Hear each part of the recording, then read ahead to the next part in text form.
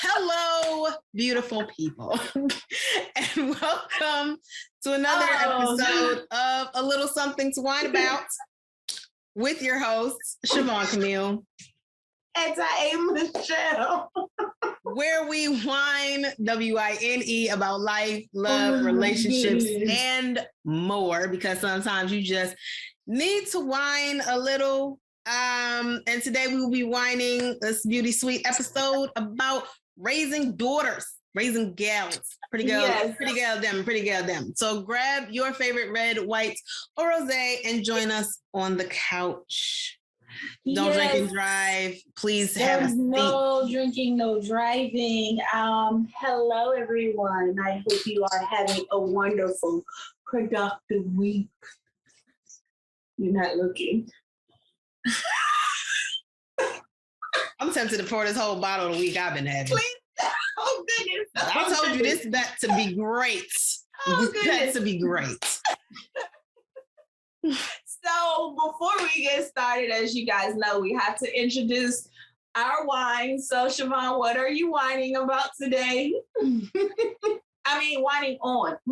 You know, all right, guys. Reds have not been kind, okay? But I feel like I should, in this bloody September, as what we're going to refer to it, because it's been atrocious. It's been a murder on my taste buds all month. But I've decided that I'm going to end this with a red. I was so tempted to grab a white. God, I wanted to grab white so bad. So this is a sweet red wine by Steeplechase Sweet Red Wine by Linganore Wine Cellars. It's out of Maryland, the US of A. Not a whole lot on the back of this bottle. So when we get to that, it'll be real quick. This is supposedly a semi-sweet. We all know that I don't do the dry, and that, as we learned last week, I'm supposed to let this decant for probably, if it's sweet, like a half hour, 45 minutes. We gonna cross our fingers. I'm not decanting nothing. Y'all saw me. Y'all, if you're watching this on YouTube, you saw me pour this.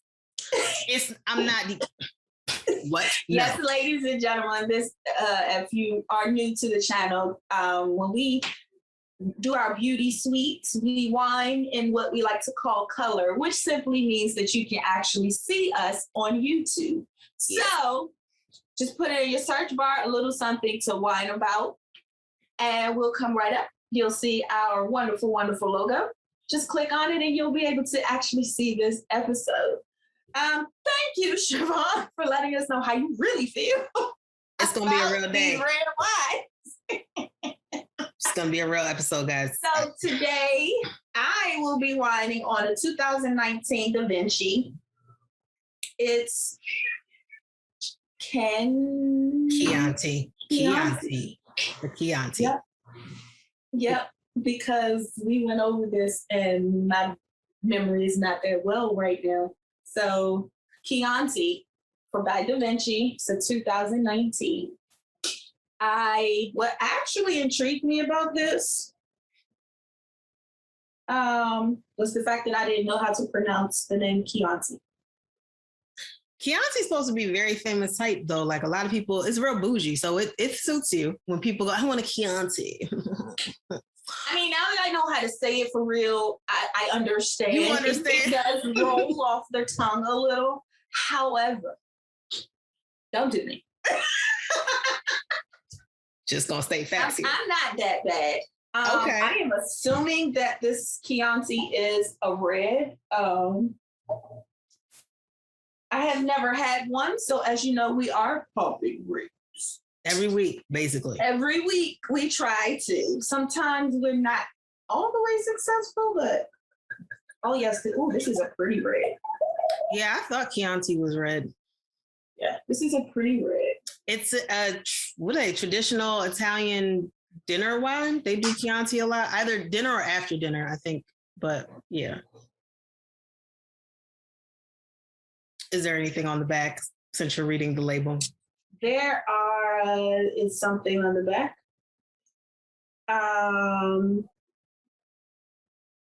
Yep. It's in Italian. Can't read it.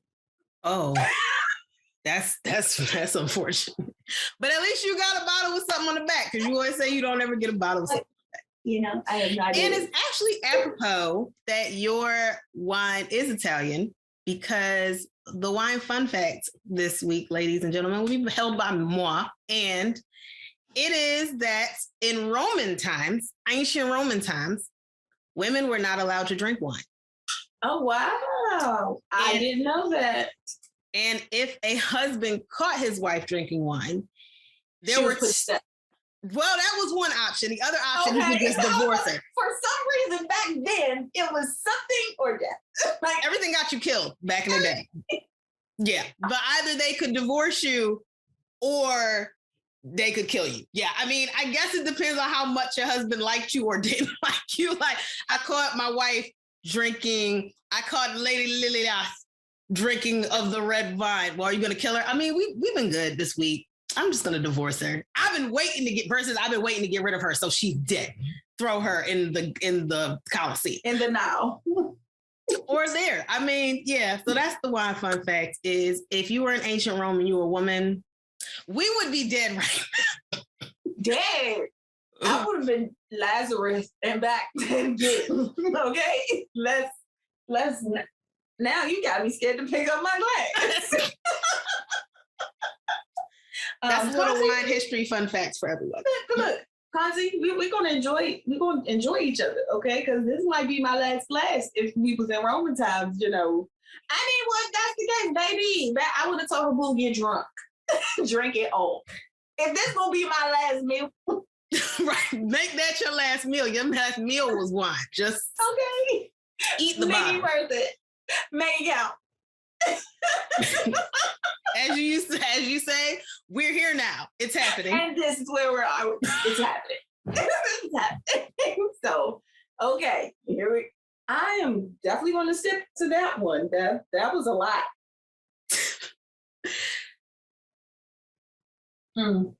I can see why this would be a dinner wine. Okay. You wouldn't like it, but I'm sure. This is so funny, you guys. Okay, so jumping right into our topic today, we will be talking about raising young ladies. We decided to talk about this because we feel that it's actually an important subject that we don't really talk about too tough. You know, we talk about raising children in general. We talk about mama's boys.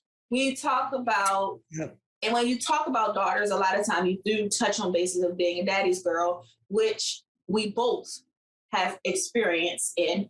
I am truly cold-heartedly full-on daddy's girl. But for the most part, we don't necessarily talk about the woman's relationship with their daughters, whether it be a positive or negative thing, because that's something that happens in raising any child, but definitely our daughters, and how cultivating that relationship between mother and daughter can set the example of how they cultivate friendships between other females. A question that comes up in my mind is, it's funny how, well, not even a question, a thought that comes to mind when thinking about this subject is how we constantly hear, oh, females can't be friends with one another, you know, or I don't have a lot of female friends, and this is that and the other. And the question that came with that is, why? Is it because did your mom not teach you how to have a friendship with another female? Did you have a bad relationship with your mother and that set an example of what a friendship could possibly be with another female? Because, you know, it made me start to think of a lot of questions and why we tend to push that narrative, which we all know that it's not really true. We can be friends with one another. We just have to learn to be honest with you, to forgive. A lot of women friendships end because of lack of forgiveness and understanding. But that's a whole another glass of wine for another day. But I think it may start, and Siobhan, jump in if you think I'm on to something, or if you have your thoughts on it. I think it actually may start with just your basic relationship with your mom. And when we say your mom, we mean it can be a mother figure, because everybody's not raised necessarily by their biological mother. Some people have stepmothers that they're raised by. Some people have grandmothers or aunts. So when we say your mom, it's or godmothers, whatever that mom looks like to you. But in reference to that, like organically, do you think that has some type of effect on how females kind of interact with each other, their first relationship with that female figure, that mom in their life?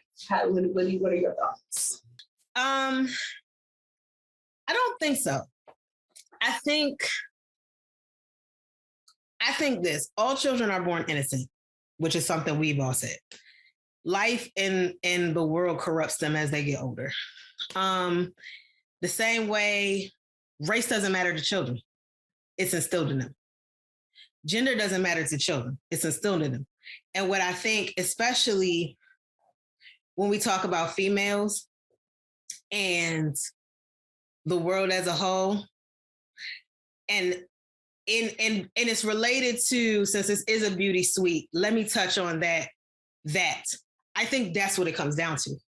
When the split and divide among girls happens, I think a lot of what pushes it is this competition for attention from guys, from males. That's around the age, middle school or so tends to be around the age where girls go, oh, I don't deal with other girls, or I don't deal with other girls, and I don't get along with other girls. I get along better with boys. And I think a lot of that comes from that. And it's multifaceted. I don't want to say it's one thing. And I know last week we talked on bullying, so I'm definitely not going to get deep into that. Y'all really want to know my whole story, go check that out. Oh, please, because she had a whole lot to say. Okay. And that was only the surface, for real.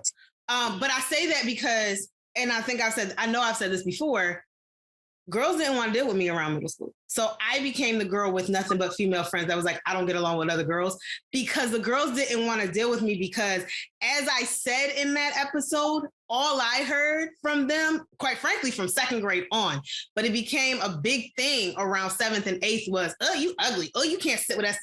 That whole Mean Girls thing of you can't sit with us. That's what girls do. And it's not you can't sit with us because we don't like your character. You're a loud person. You're ratchet. We're more relaxed. We don't get along. It's usually very shallow. You're not pretty enough to sit with us. It's that. That is what divides females early. And a lot of that comes from, it does come from the home in certain ways, or the community. But it definitely comes from the culture, because by that point, there's so much competition. And even when girls who are like, oh, you pretty enough to sit with me, we're the pretty crew, we're the pretty crew, we're the pretty crew. But, and as you said about your experience in the bullying episode, it also then becomes, oh, you want my man? Oh, you want my man? And you go, that girl's too ugly for my dude to be interested, so I'm not worried about her. But my friends, ironically, because I'm only going to chill with 9s and 10s, my dude would be interested in 9s and 10s like me, so he must be interested in my girl. I gotta watch her. And I think that's really the cause of a lot of dissension between females. So with you saying that, I do believe that is true, but I also believe that as a mother, it's our job to try our best to address that before it gets to that point. As a young child with my mother always told me I was pretty. She always told me I was funny looking. She did tell me, no, you're not ugly. But she also told me everybody's not going to like you. Everybody's not going to find you attractive, and it is okay. Right. Yeah. So I think that's something that really, really, really goes to parenting. Because as much as my stepchildren, which are the only daughters that I have, all three of them, to me, it's hilarious because I call all of them funny looking. I call all of them beautiful because they are. They are just as beautiful as the next person. However, they're funny looking too. So I love my babies. I love them, but I do that so that they know beauty is, like they say, in the eye of the beholder. So it's in the eye of whomever is looking at you and what they consider beautiful. So let's not get wrapped up in that. Like, I mean, it's okay. We want you to feel yourself. We want you to have confidence. We want you to, oh, I'm cute. I want you to have all of that. But I also want you to have a realistic view and knowing that that's not everything. That's not all it's about. Like I said in a previous episode where my dad told me when I was young, you can be pretty, but you can be pretty dumb. That's not something that you want. Would you rather be smart and ugly, or what they consider ugly or unattractive, or would you rather be beautiful and dumb? When you're raising your children, especially your daughters, with that mindset, I think it curves a lot of things. Also, I think what else happens is your daughters tend to watch how you interact with other females. So with that, you have to be aware of the type of friends you have. You know, what you say about your friends when they're not around, or quote unquote behind their back, because those are the things that they're going to think that they're supposed to do when it comes to their friends. Oh, I can get a friend, like you said, oh, she's a 9 and this is that and the other, according to me. Oh, I think she's beautiful. So, we can hang together because we can be cute together. We can X, Y, and Z. And they get that from not only society, it is something that you see at home. A lot of us, we hang around people who are more so kindred spirits, but looks play a part in that too. You know, when we're in our 20s, no lie, we was like, yeah, I can't go to the club with you. And it wasn't necessarily all because of your looks. It was other things, but your looks did play a part in it. Or how you carried yourself as far as your looks, because you could have been awkward. For me, you could have been awkward and everything, but if you carried that with a confidence level that when we walk collectively in the room, it's gonna make people turn heads like, oh, yes, I need you to be able to walk with me in the club and we hear and something else be playing, and in our head we think we in one of the movies, and all you hear in your head is, I'm the up in this. Yeah, I'm right. Yeah. That's the confidence I need you to exude. So those are the type of people that I hung around. Not everybody was skinny. Not everybody was big. Not everybody was light skinned. Not everybody had long hair. Like none of that. Look, if I say if you was my friend, you know I could have long hair one day and the next day be bald headed. Okay, so. But in that, everybody more so had a demeanor about them that spoke to the character of our group. So with that being said, that's another thing that our daughters look at. So when they're choosing their friends and things like that, it's not solely off of looks. It's also off of, I see the type of friends that my mom hangs out with. You know, I see those type of people I want around me. So they even subconsciously choose that. Now you do I feel like you can get a case where you go, wait, I don't feel I'm that pretty, but I'm gonna hang around people that look better than me. And then I'll be considered cute because I'm with the cool kids. Like, but I think a lot of that, like you said, it comes with movies, radio, video, media, and all the other society in general and the whole that we see. So that does have an effect on them. Even with your parents telling you, because like I said, my mom and my dad told me all of those great things about myself. And did I know that? Yes. But I still went through a period of time where I didn't feel that way. So again, I think it's just a matter of, like we said, trying to catch and stay ahead of the curve. And, like when you see something, hey, let me try to address it. Well, addressing a little bit of everything and hoping that majority of it sticks. I think that's the thing. And I think mother-daughter relationships are important because that's your first example of what a woman should be. Mm-hmm. Whether it's positive or negative, that's the example that you're setting for your child. If you out here thotting and plotting, when your child gets older, she could go one of two ways. She can be right out there with you, we thotting and plotting together. Mommy, I watched you do it, watch this. Or she can go, I want to be nothing like you. Yeah. Yeah. I want to be like, maybe I want to be like auntie, or maybe I want to be like grandma. You and I can't do it. But either way, or she could be just the opposite. Mom is, calm.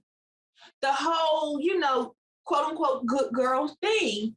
And the daughter is like, you're boring. I'm about to go out here and wow. But I think a lot of that comes from, like I say, societal influence and wanting attention. And I think that becomes part of that as well, because that may be, mom was a good girl, but you probably, let's be flat. Let's be real flat. Good girls don't get attention. So as a woman, in your 30s, 40s, whatever, by the time you're hopefully, let's assume you didn't have this child when you were like 14. Okay.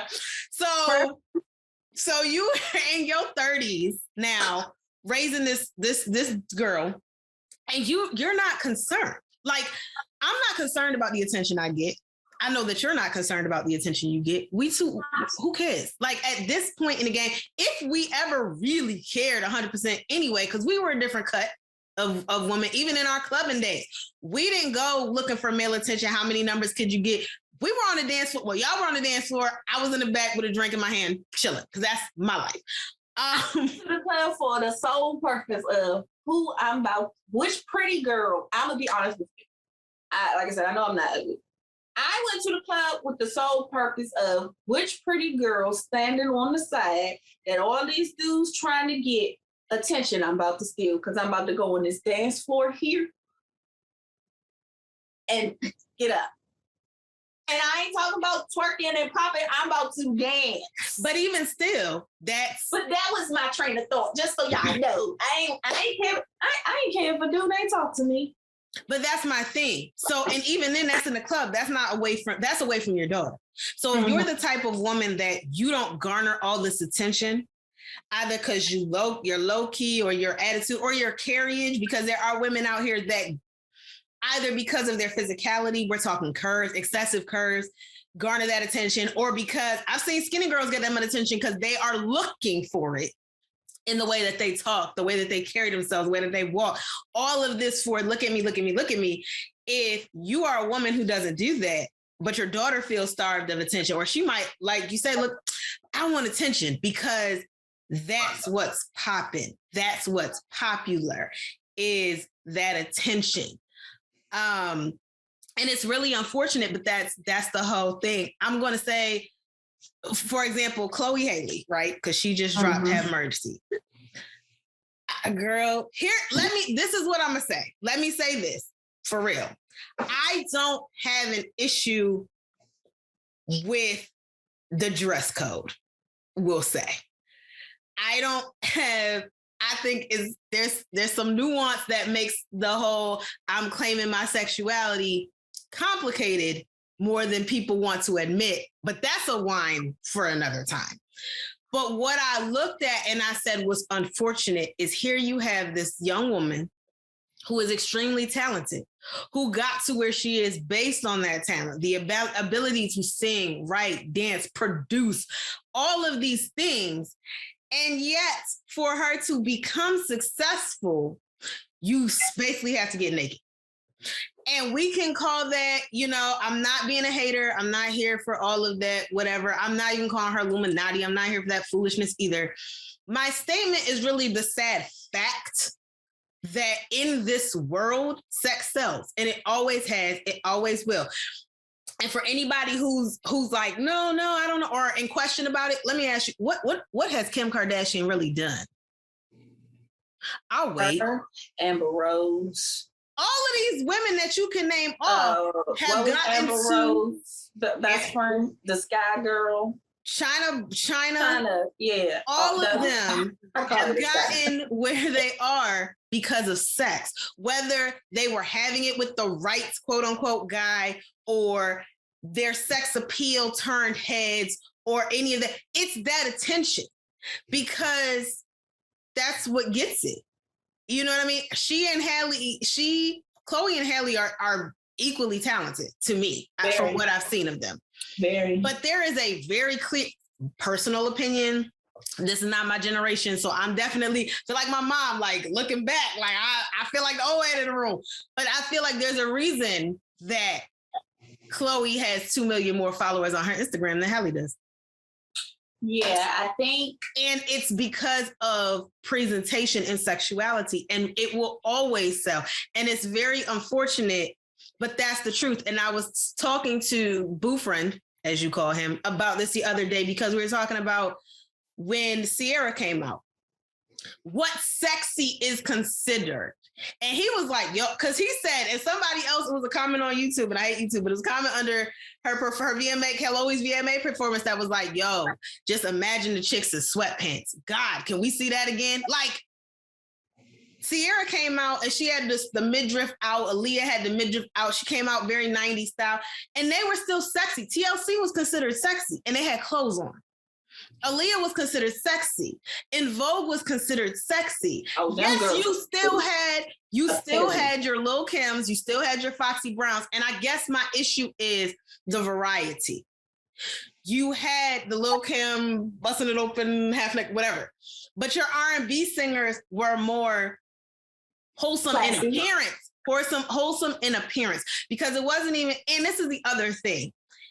It's also lyrically, I'm not going to get into the whole thing because that's a whole while for another time. But I say that to me is, I think, a part of the reason that when girls may have a wholesome, quote unquote, good girl mother and still be like, no, but I need attention. I need attention. I need attention, especially in today's world of social media and everything else.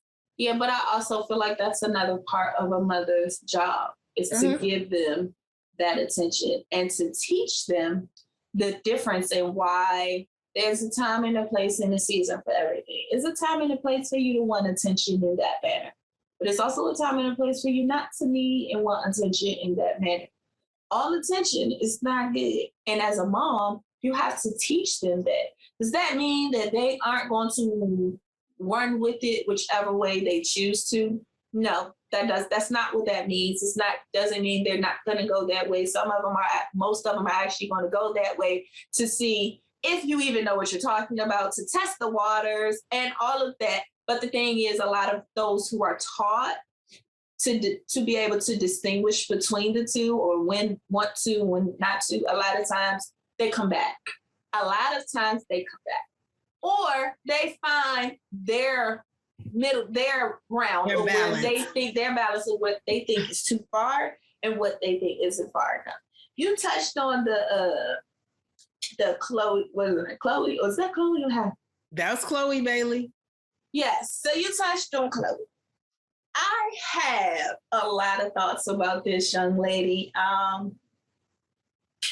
I personally, as a mother, I love her for her producing. I love her for her writing. I understand sex sales. What's disappointing as a mother is I feel like It's one thing to encourage your daughter to embrace your body, embrace your sexiness, embrace that, flaunt it, however, even if you want to. But it's also a level of class. I feel like she crossed it. I have seen her do live performances where she's sitting down and she has sung covers to other songs. And she had her little sexy TikTok and all of this going on. And okay, I get it. But what are we really trying to say? I feel like she's trying to sell sex. She's not trying to broadcast her talent. Because if she wanted to broadcast her talent, it's already proven that she's successful in it. So at this point, you're not trying to, and as just me and my mothering, I'm not until you out when you out my house and you grown, you can do what you want. I mean, Chloe is 21, 23. Again, she in her early 20s. Grown, you can do what you want. However, maybe I'm just seeing her still in that whatever stage. I feel like it was just a tad too much. It was just a tad too much. Sorry, in my opinion, it was a tad too much. But calm it down a little bit. Also, I feel like she is not showing herself. I feel like she is mimicking Beyonce. I don't disagree with that. And that you don't need to do. And no, I don't like Beyonce. And I will say it again. No, I don't like Beyonce. Don't care about Beehive. Y'all ain't paying nothing. Don't like Beyonce. Period. Think she's overrated. So, with that being said, baby girl, you don't need to follow in her footsteps. You don't. And in fact, you're following in her footsteps. And a lot of times when you follow in a person's footsteps, you go 2 times, and that's what you're doing. And you can bring it back. You can bring it back because you don't need to do all that. You can bring it back. But hey, I'm just a little old me. I'm as my boo say, I'm a regular schmegular chick. I ain't putting no money in your pocket at all because I ain't buying nothing of yours. So I ain't putting money in your pocket. I ain't taking that out. Just my opinion. But as for me and my children, I would definitely teach my children. Yeah, that's entertainment. That's not real life. And that's a mother's job as well. Teach your child, your daughters between, okay, you see this on TV. And I feel like as mothers, this is where a lot of us have failed. And the reason why I say that is because we have so many children and we see so many little girls out here that are mimicking what they see on TV and not what they see in real life. And I say that because you have middle schoolers walking around full face. But you know what? Unfortunately, that has become a lot of real life because I see. But that's what I'm saying. We were in middle school. Our parents didn't do that. They didn't. The reason why these girls are doing that is because their mothers are out here. They got to have beat face everywhere, lashes out to the wazoo and all of that. So these girls are mimicking what they see, not only from TV, but when you see your mom do it, you know, it's that personal connection. Oh, my mom do it and I see it on TV. So I can do this too. No, baby, you can't.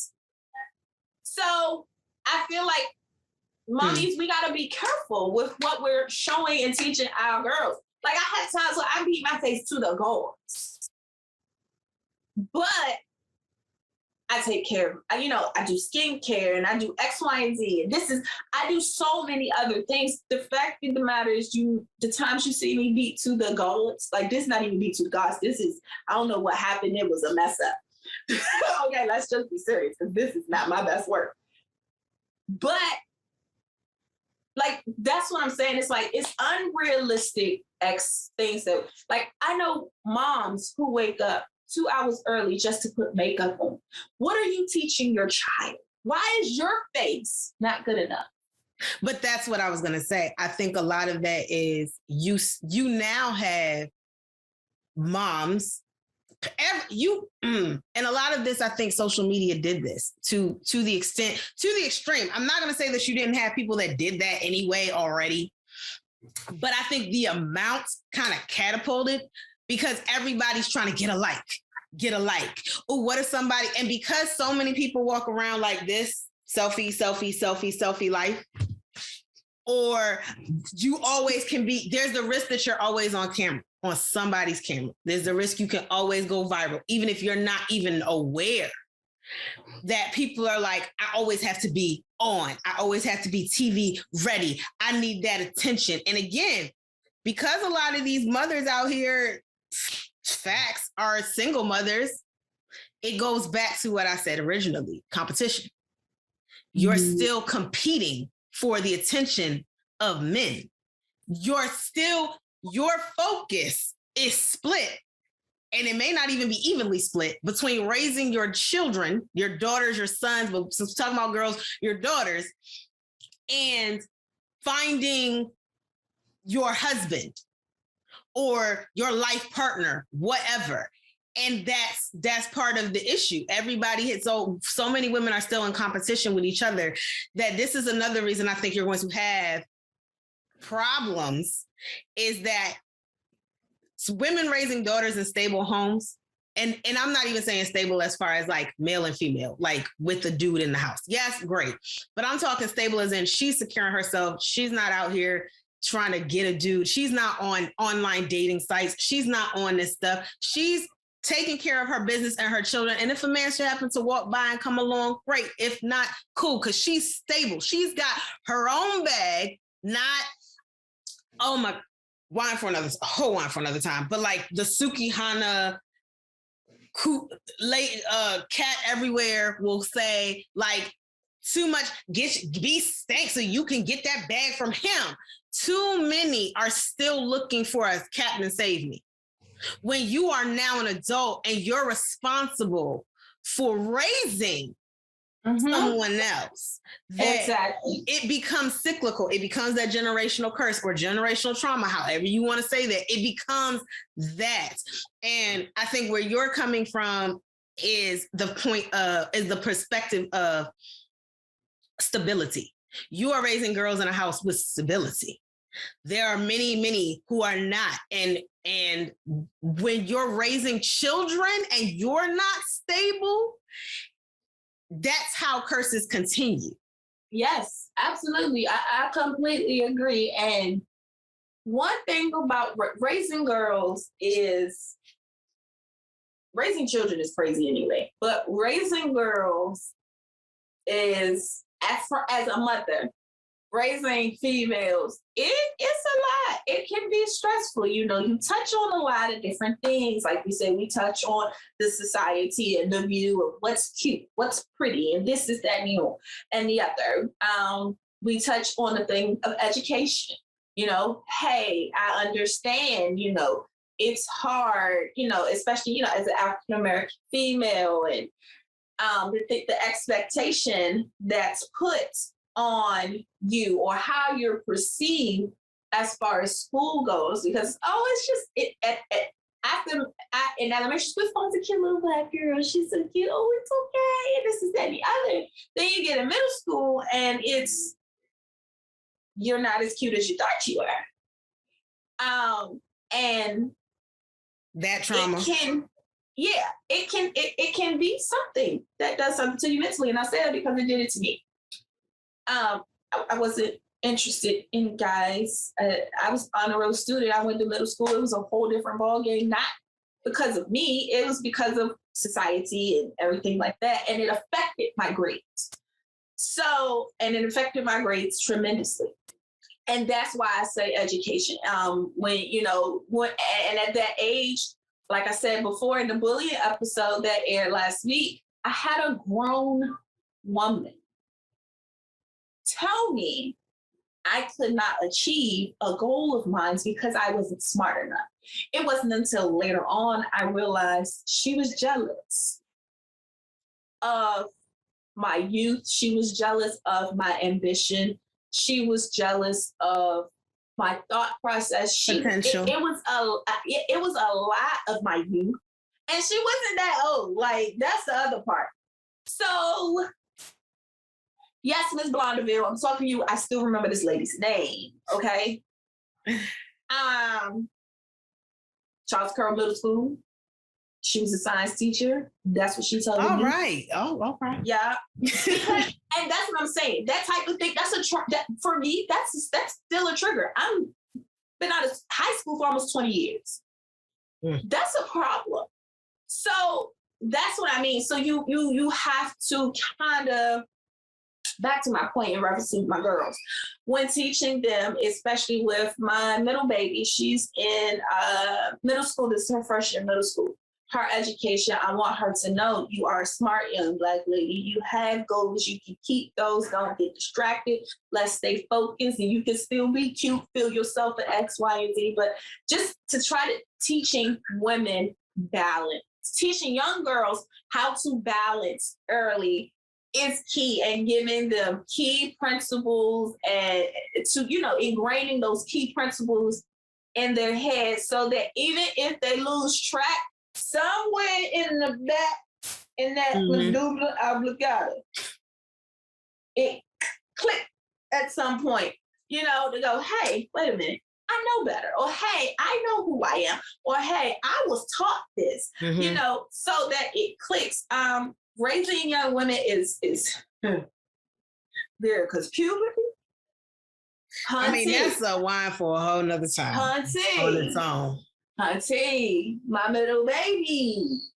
Like, I told my husband, and I like to unite anyone who has any mother who is raising a girl and is real will tell you it comes a time when you truly feel, I'm going to have to put my sweatpants, cornrow my hair back, or tie my hair, take you outside. I'm going to have to box you like a grown woman because you get it beside your stove.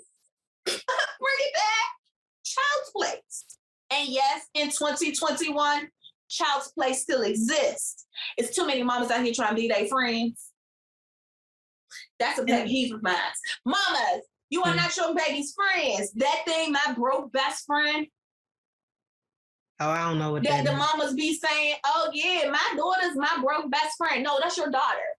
Oh, I didn't know that was a thing. But girl, I hear don't so have many kids, mothers. so maybe that's. Oh, I'm hanging out with my broke best friend today. No, that's your daughter.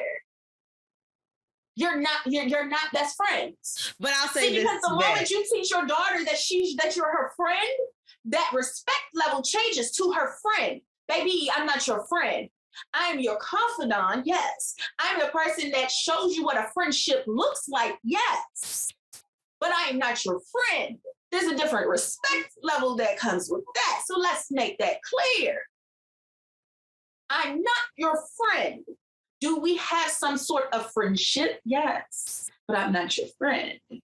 But I think that gets back to, so I will say this from my side. I think that gets back to, again, the beginning, where you go, oh, I don't have any female friends, because females do need other females for companionship and friendship. You can't run everything by a guy. And too many females have put too much value on men. And I'm not saying that I don't want to say men don't serve their purpose, but that's how I talk, y'all. Sorry, I'm frank like that. They do. They serve their purpose in their friendship and if you're straight in their sexuality and your sexuality and all of that, and somebody split these bills with, raise these kids with, whatever. But as we said, in the importance of the tribe and friendships and adulthood in general, there is a place and a need for female companionship that a man cannot fill. Mm-hmm. And what the problem is so many women did I don't deal with girls and I don't deal with girls, and you have to be you ran all the female friends off that you could have had because you decided that the girl you didn't think was pretty couldn't be your friend. Then all the pretty girls you were jealous of or insecure around, and so you ran all of them off. So now, and they weren't your true friend. So now you're damaged because of that.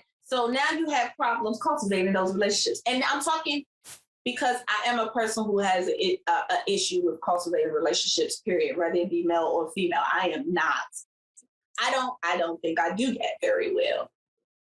But you do that, and now you're 29, 30, talking about your daughter is my broke best friend because you are lacking and missing something that you destroyed in your youth, that you didn't see it, but you destroyed it, and you're going to jack your daughter up because now she's going to think, oh, a best friend should take care of me like my mama, because that's what you're doing, and that's not what a best friend is about.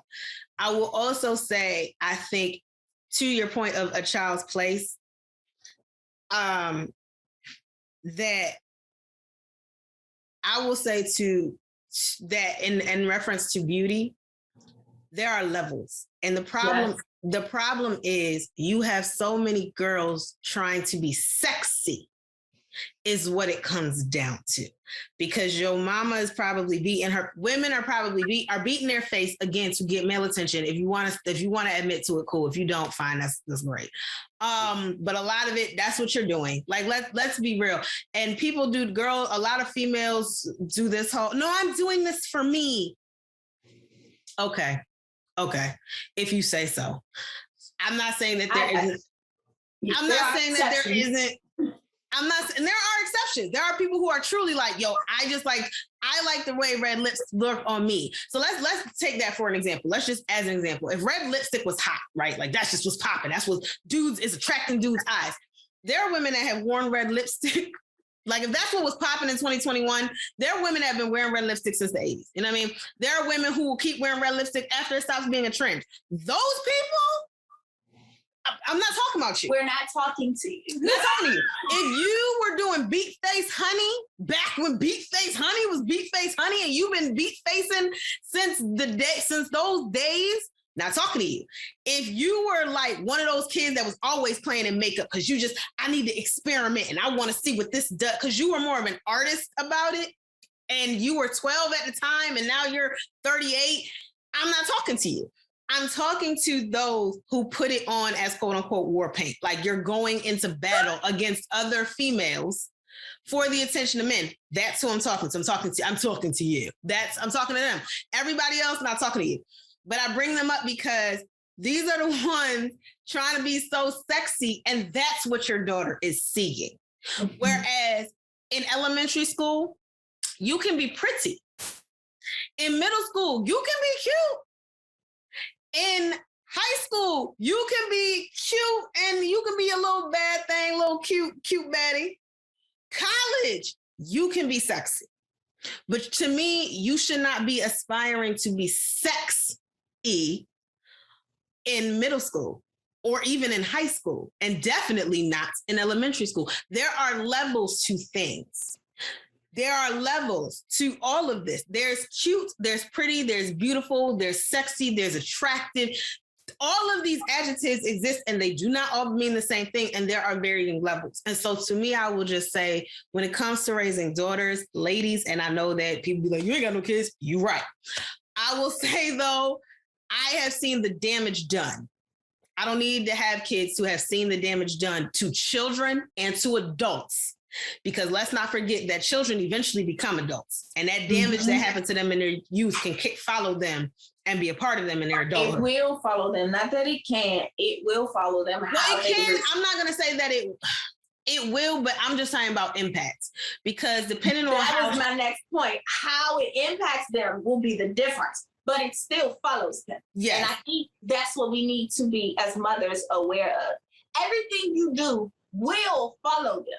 It's how it impacts them is what we don't know. So what we have to be more aware and cognizant of is what we're putting out there, because again, it's going to follow them. How they take it or how it's displayed or how it pops up later on, some of that we can't control, but some of that we can. And we need to own that. And that's the other thing I want to say. As moms, let's own our relationships with our daughters. Own that. So, yes, I have a daughter. Yes, my daughter is this, that, and the other. If you know your daughter is a pistol, my baby girl, baby, who slim, a pistol. And acknowledge that some of those traits may come from you. Not if you're a step parent or an adopted parent or a godparent. But listen, most mothers are bios. So some of these traits you may not like in your child, guess where they got them from? Probably in you. Or the other person you had that child with, but not all of them are the other person's fault. They do come from you too. However, even with you being a stepmom or adopted mom, please understand they do take on your characteristics. They do take on your personality. They do take on your persona because you're around them each and every day. You may not have the biological, but you do have the environmental. So let's get that straight. But acknowledge that I know my baby girl is a pistol. Love does not change an ounce of how much I love this little girl. But I know who she is. Been around her for however many years. I know who she is. So when owning those relationships with your children, own the good, own the bad, address the good, address the bad, nurture the good, nurture the bad. And when I say nurture, I mean nurture to eliminate. Not nurture to make it a big thing, but nurture to eliminate or nurture to teach them how to contain. Because some things are just who they are.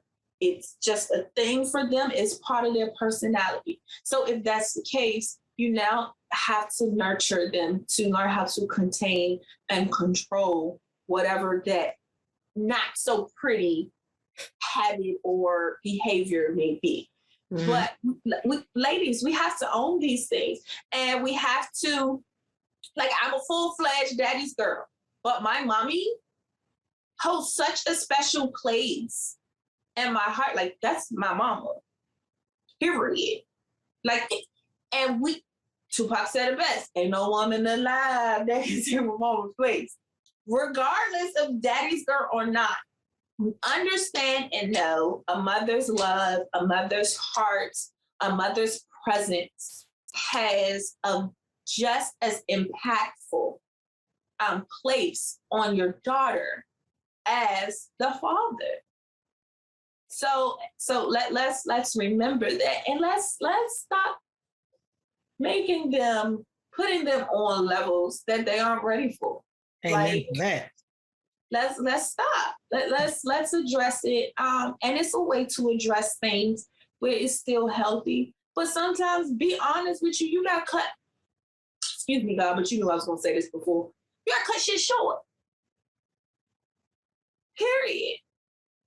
And period, point blank. And it's just that simple. I said what I said. Don't at me.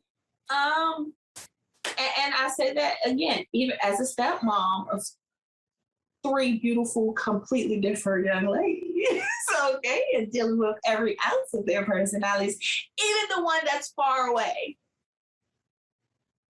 When I say know your children, address them, and nurture them, that would be my take out of this whole thing of mommy-daughter relationships. Know your daughters, nurture your daughters, and know that your relationship with your daughter holds so much weight. Don't play it off to the side. It's a big thing, and love your daughters. Ladies, love your daughters. Your daughters are not your competition. And I have seen that. Your daughters are not your competition. Your daughters are not your chance to relive your youth. Your daughters are not your chance to remake yourself. Yep. It's not about you. It's not about you. It's not. So, yeah. To that point, I'm just going to say that the one statement, because we always talk about what people used to say, what the old folks used to say, there is one motto that needs to die. And that is, and it lives heavy in the Black community. And it's I think the source of so many issues for males and females, especially once they become men and women.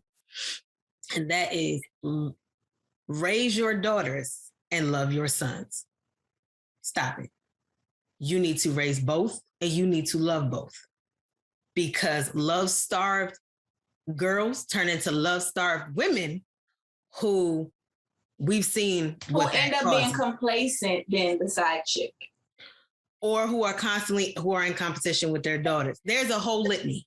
And boys who are loved and not raised end up being grown men children who cannot stand on their own, and who any woman who quote unquote challenges them is now emasculating because their mother didn't do it, and hold them accountable.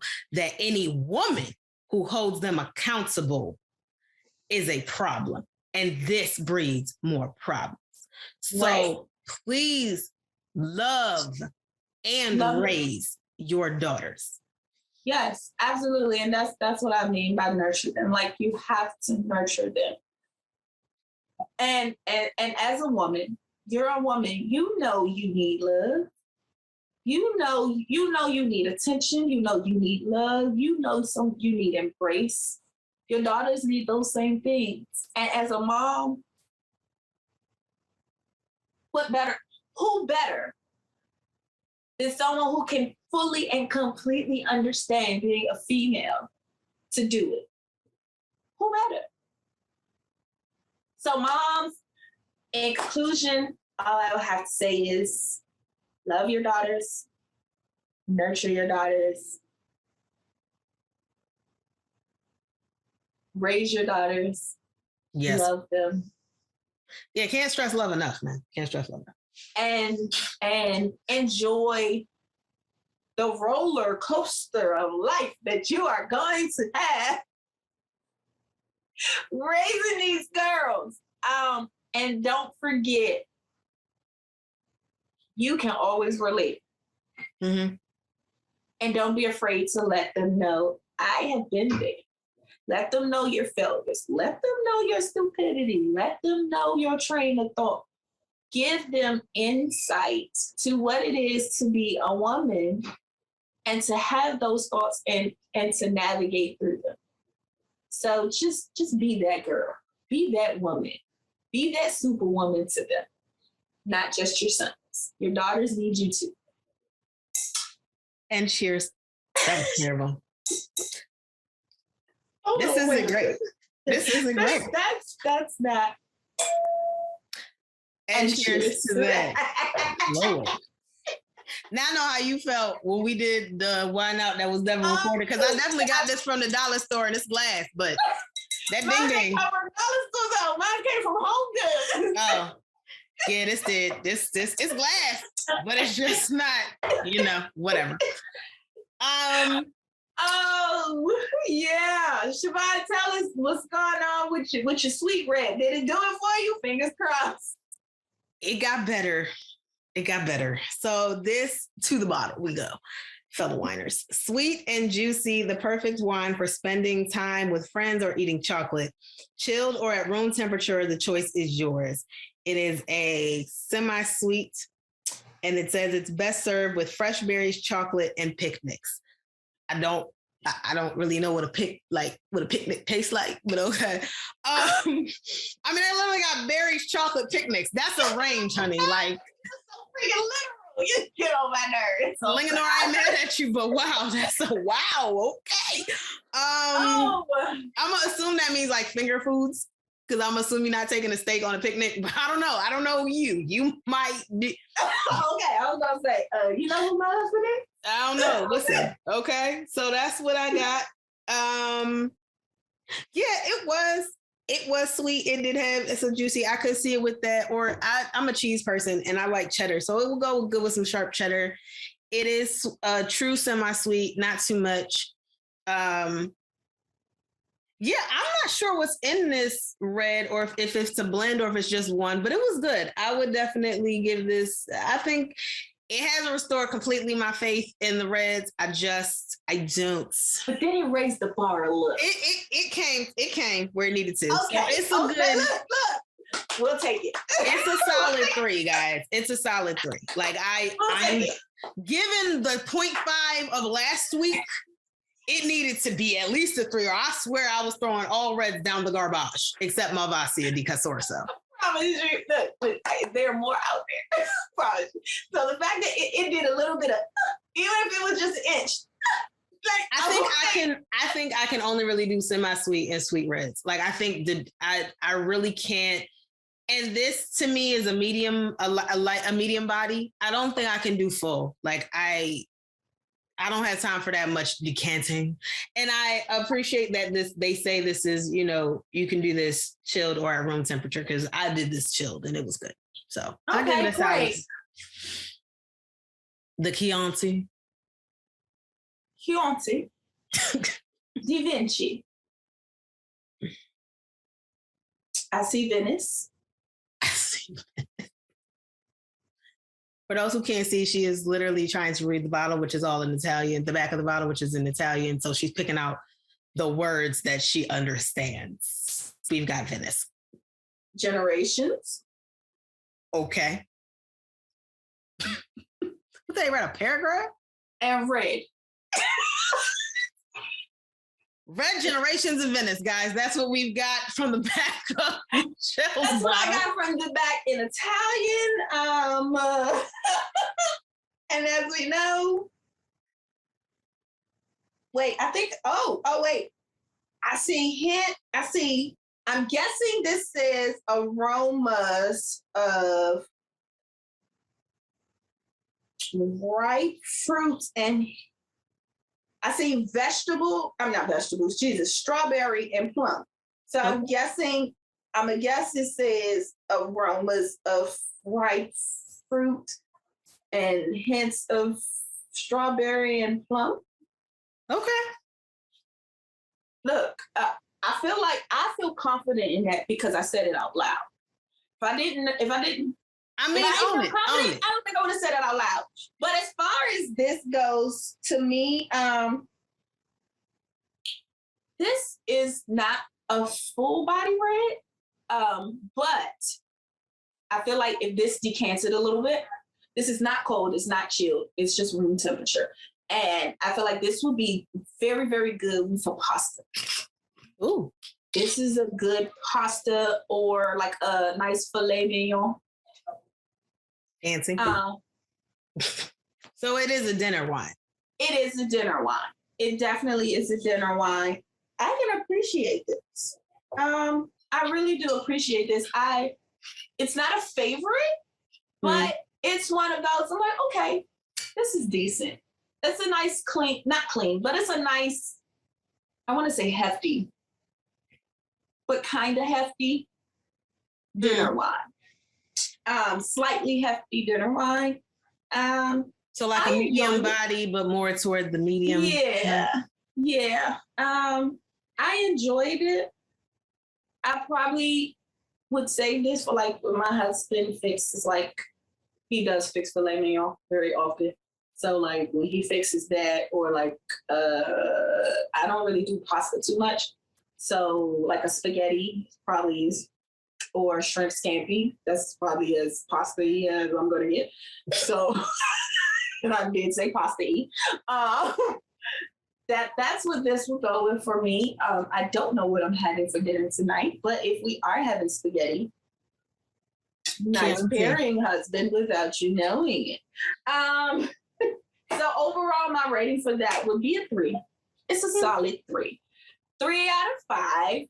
And yeah, that's what I have. I almost finished it. So I'm not sad about it. As we know, I like dry wines. So yeah. That says it all. Ladies and gentlemen, we would definitely like to thank you for joining us on this wonderful episode of A Little Something to Wine About with your hosts, Ty and Michelle. And Siobhan Camille.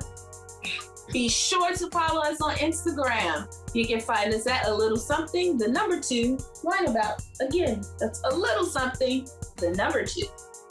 Wine about. We would love to hear what you guys are thinking and drinking, and tell us, ladies, what are your thoughts about raising daughters? We want to hear from you. We want to hear those wonderful mommy stories, the unforgettable memories, both good and bad. So leave us a comment. Let us know. Let's talk about being a mom.